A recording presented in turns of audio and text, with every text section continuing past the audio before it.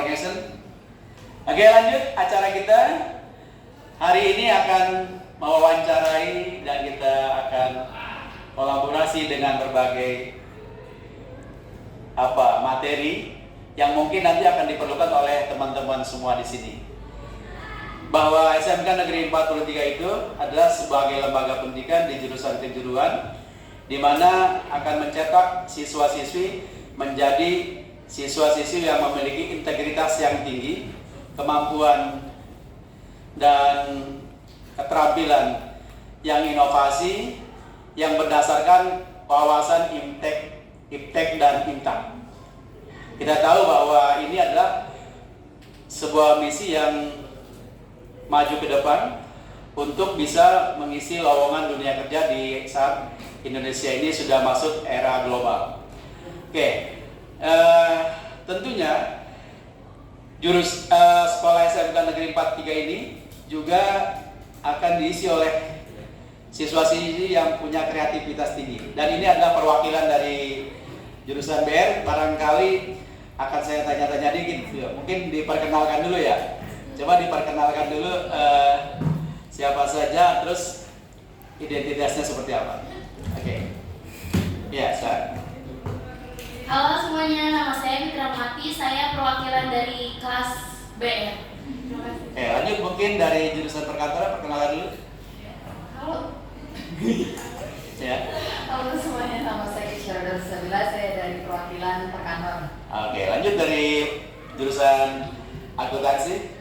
Halo, perkenalkan nama saya Ahmad Zaki dari jurusan akuntansi. Oke, dari terakhir. Halo semuanya, perkenalkan nama saya Wahyu Agung dari jurusan TKJ. Oke. Untuk diketahui dari kenalin semua teman-teman kita di sini, dan tentunya ini dalam rangka mapel pilihan digital branding itu dimasuki oleh beberapa siswa yang jumlahnya ada 36 dari berbagai jurusan. Dan tentunya saya mau tanya dulu nih kepada kalian, apa sih kenapa memilih mata pelajaran pilihannya itu digital branding? Barangkali ada yang punya alasan tertentu gitu ya. Apa karena terpaksa atau karena memang punya motivasi tersendiri? Kenapa masuk jurusan pilihan mata pelajaran digital branding? Coba dari yang laki-laki dulu nih. Bos boy ya, silakan.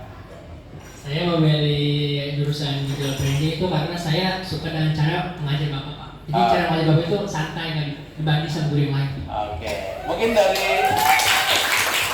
jadi tersanjung ya. Lanjut mungkin dari jurusan TKJ ya Wahyu.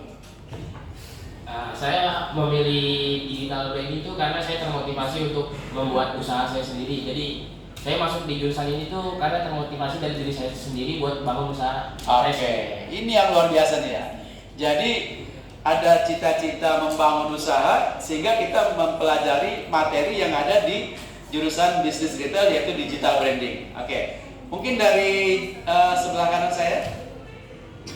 Dari saya itu, saya biar bisa berwirausaha, terus bisa tahu cara mempromosikan barang seperti apa yang baik, terus cara bikin promosi-promosi yang baik seperti apa gitu Pak. Oke. Lanjut mungkin dari satunya lagi, dari Kesa. Kalau saya mungkin digital branding kan membrandingkan diri, Iya. seperti kayak mempromosikan diri bagaimana di depan khalayak luas, dan itu cocok nih dengan pilihan dengan jurusan saya perkantoran, seperti bertemu dengan yang lain. Jadi saya belajar mempromosikan diri dan saya juga suka dengan cara mengajar Bapak. Oke. Tepuk tangan dulu untuk kita semua.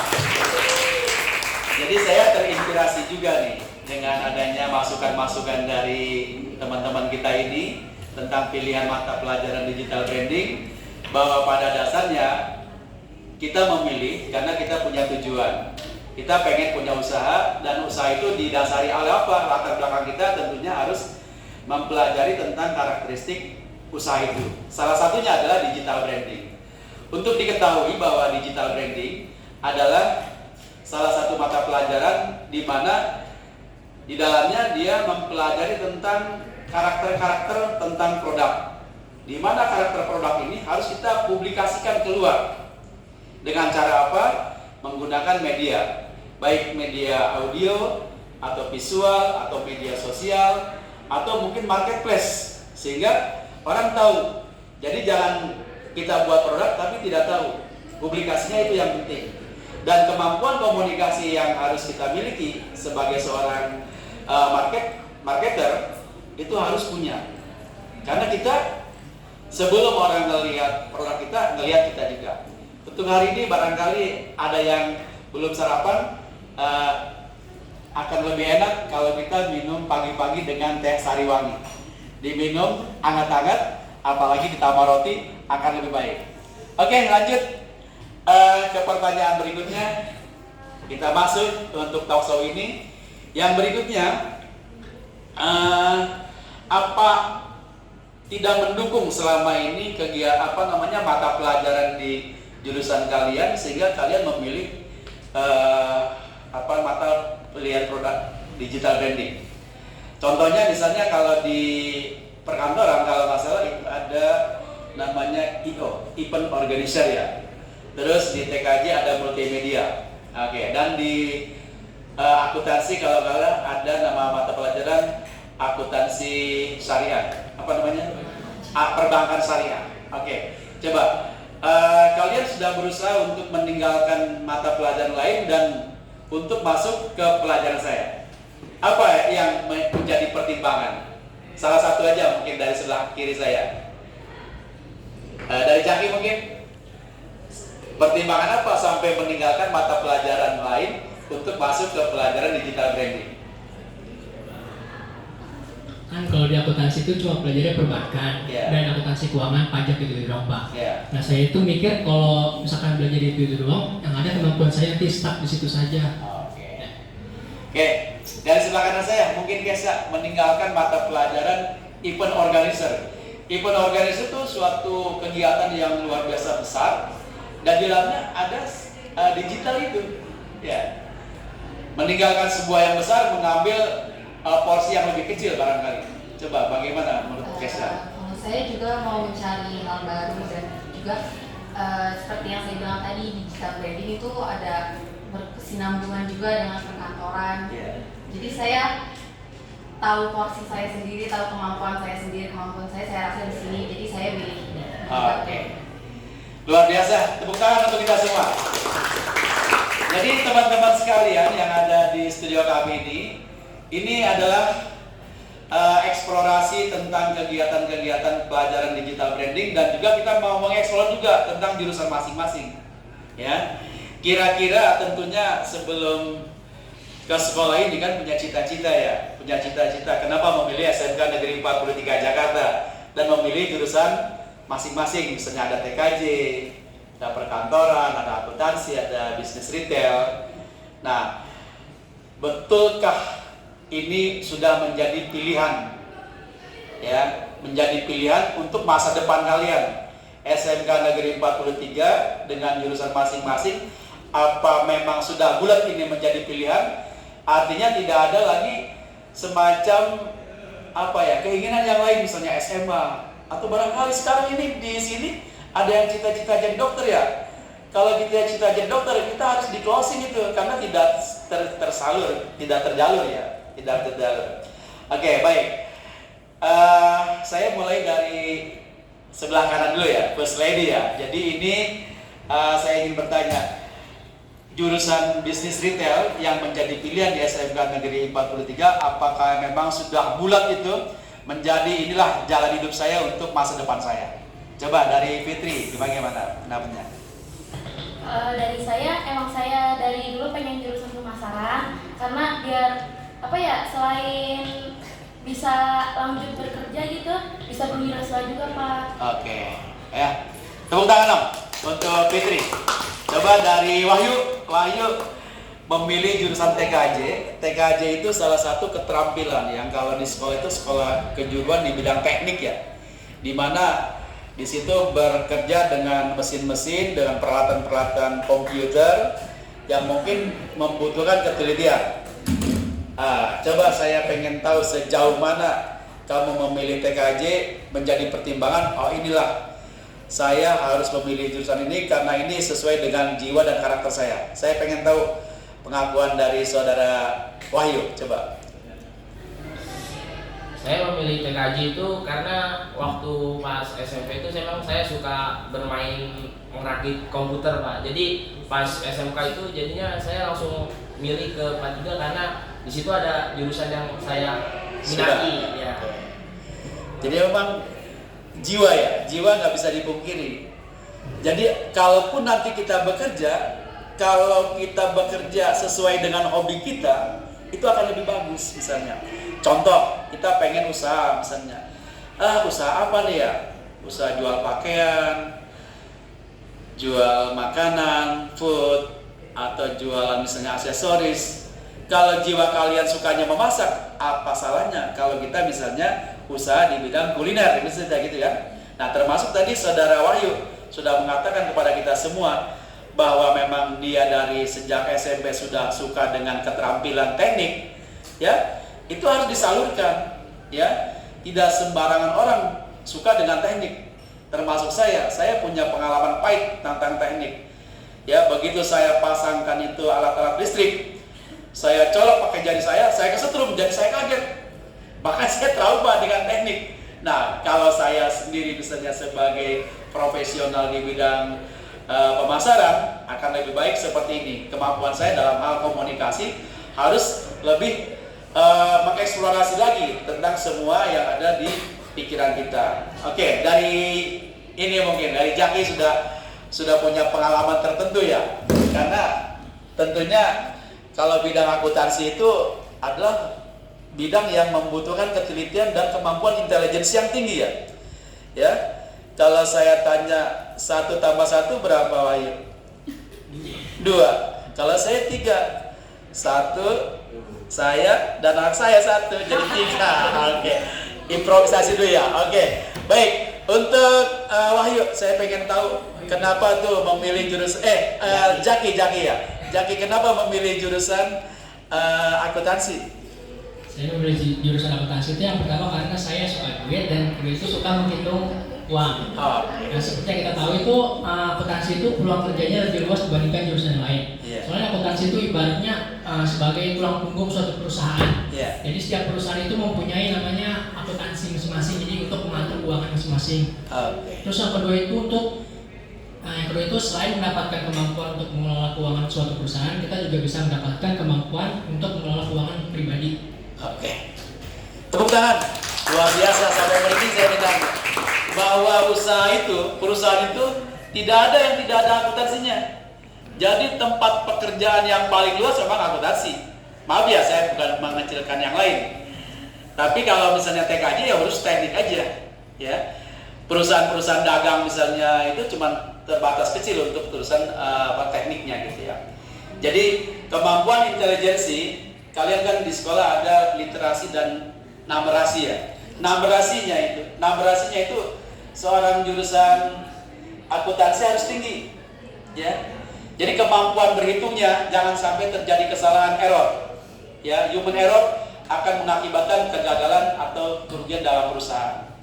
Bahkan seorang akuntansi itu dia punya kemampuan analisa. Ketika dalam keadaan kepepet, dia bisa mengambil keputusan yang lebih valid gitu. Ya, jadi ini nanti bisa dibedakan nggak anak akuntansi karakteristiknya dengan jurusan pemasarannya. Saya bandingkan ya, akuntansi PS pemasaran. Kalau orang akuntansi ya, kalau udah punya satu pilihan, dia akan teguh dengan pilihan itu. Ya, dia sudah siap dengan risiko segala kekurangan. Misalnya saudara Jaki ini ngincer-ngincer cewek nih misalnya, ya, yang menjadi idamannya. Dia sebelum mengambil keputusan untuk nembak cewek itu pasti udah berbagai pertimbangan dia pertimbangkan. Ya saya nggak tahu alasannya seperti apa. Dari pandangan matanya, performanya, komunikasinya nyambung, langsung itu. Tapi seorang pemasaran, wah dia akan lebih mengeksplorasi lagi. Kira-kira lanjut ke masa depannya dia. Kira-kira kalau saya pacaran ini Fitri misalnya dengan seorang calon suaminya nih, maaf saya agak menyimpang dikit ya, tapi saya pengen mengeksplorasi tentang kemampuan berpikir cara orang pemasaran dengan seorang akuntansi, ya. dia akan berpikir jauh ke depan. Kira-kira kalau saya bersuamikan misalnya saudara Wahyu, kira-kira dia menjadi pemimpin saya yang terbaik nggak? Bisa membuka usaha lapangan pekerjaan, bisa menghidupkan keluarga saya, bisa membuat saya bahagia. Itu lebih eksplorasi lagi. Jadi pertimbangannya lebih kepada yang lebih banyak menguntungkan. Itu kalau analisa saya. Nggak tahu teman-teman bagaimana pendapatnya. Tapi yang jelas saya cuma menyampaikan kepada kita semua bahwa setiap jurusan punya plus minusnya. Oke, sekarang saya bicara minusnya nih. Kesulitan apa kira-kira kalau kita ambil di jurusan masing-masing nih? Saya tanya dulu dari yang menurut saya ini tingkat kesulitan tinggi, TKJ ya. Apa kesulitannya teman-teman kalian? Mungkin ada yang pernah mengeluh tentang jurusan TKJ.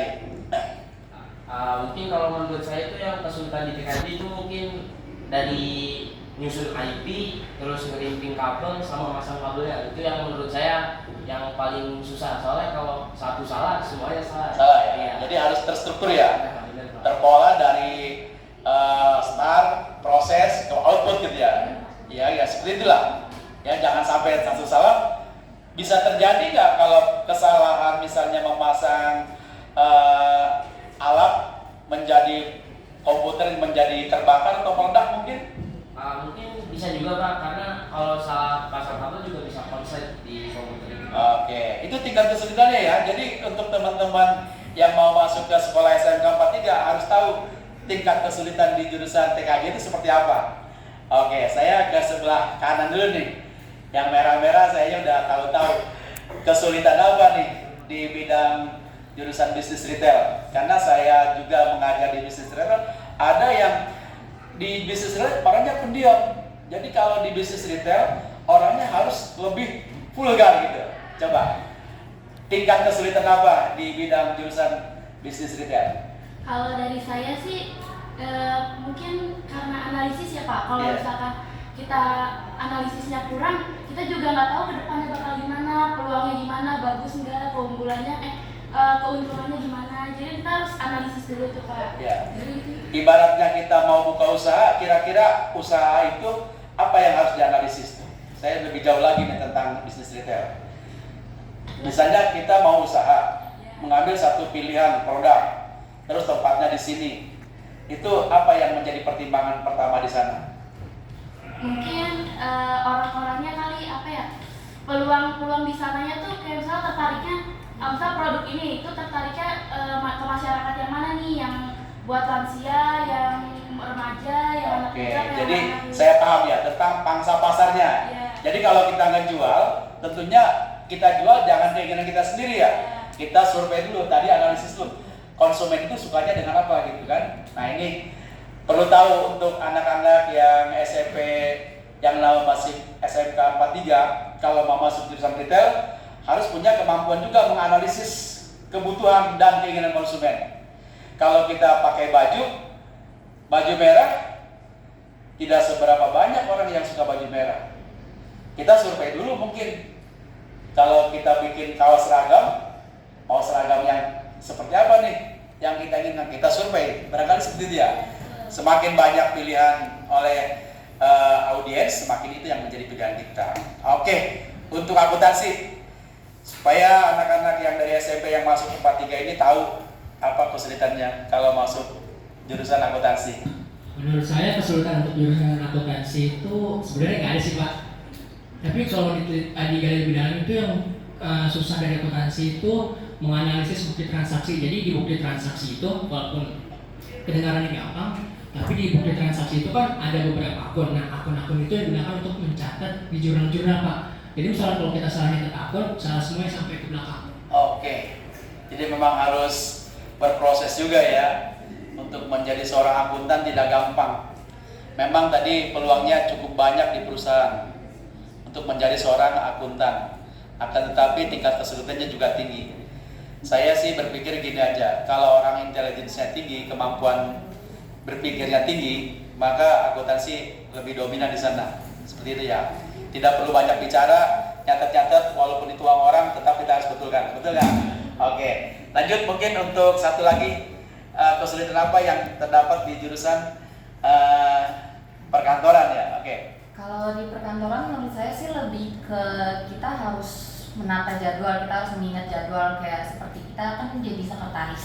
Nah, kita harus tahu nih jadwal bos kita tuh harus kayak gimana, harus tertata. Kalau misal kita salah nata jadwal itu bakal diomelin dan mungkin kemungkinan dipecat. Dan juga lebih ke pengasipan, kalau pengasipan salah dan kita lupa naruhnya itu bakal dimarahin oleh pimpinan. Dan juga mungkin kita harus dituntut ramah dan public speakingnya harus bagus, dimana kita kan resepsionis harus bertemu dengan orang banyak, biar gimana caranya biar kita nggak grogi. Oke, cukup luar biasa, jawabannya sangat luas sekali dan kita pahami semua. Untuk menjadi seorang administrator yang baik, dia harus menjadi asisten pribadi dari seorang bos ya. Makanya penjadwalan, pengaturan, kita harus punya schedule. Bukan kita men-schedule diri kita, tapi kita mengatur jadwal pimpinan gitu. Yang dimana kalau ada pimpinan lupa, kita harus mengingatkan, betul kan? Termasuk administrasi harus valid, ya, menjadi komunikasi yang baik juga. Suatu saat mungkin kita disuruh tampil di depan ya. Mungkin kalau di perkantoran itu namanya ada public relation ya, ada PR ya. PR di situ adalah salah satunya dari jurusan misalnya perkantoran. Kemampuan komunikasinya harus bagus itu. Dan saya sangat setuju dengan saudara Kesa tadi ya, bahwa inilah karakteristik yang harus kita miliki nanti untuk menjadi siswa yang punya kemampuan di jurusan masing-masing. Dan ini adalah modal kita untuk maju ke depan, menjadi pengusaha yang sukses, menjadi administrator yang sukses, menjadi teknik ya, seorang teknik yang sukses juga, termasuk akuntan juga. Oke, tepuk tangan untuk kita semua. Saya berharap hari ini kita sudah mengulik apa saja liku-liku dari jurusan masing-masing, dan kita doakan semoga apa yang dicita-citakan oleh masing-masing siswa ini, baik Fitri, Kesa, Jaki, dan Wahyu bisa tercapai dengan jurusan masing-masing. Jangan memandang sebelah mata jurusan lain jelek, tapi yang penting kita kuasai, fokus dengan jurusan kita masing-masing. Setiap orang ada porsinya masing-masing. Mudah-mudahan kalian menjadi orang sukses. Demikian bincang-bincang saya untuk pagi hari ini. Dan terakhir, barangkali ada yang lapar, ini ada pop mie yang bisa diseduh dengan secara instan, bisa dibuat sarapan pagi dan juga untuk makan sore. Terima kasih untuk sponsor kami dari Kapal Api juga. Bagi yang suka ngopi, silahkan ngopi pagi, ngopi sore, ngopi siang, ngopi malam menggunakan Kapal Api. Ya, tidak menimbulkan rasa mual, akan tetapi menjadi enak bagi yang suka ngopi. Ya, oke, demikian saja. Tepuk tangan untuk kita semua. Selamat pagi dan salam sukses buat kita semua. Terima kasih. Kembali lagi pada acara berikutnya. Assalamualaikum warahmatullahi wabarakatuh.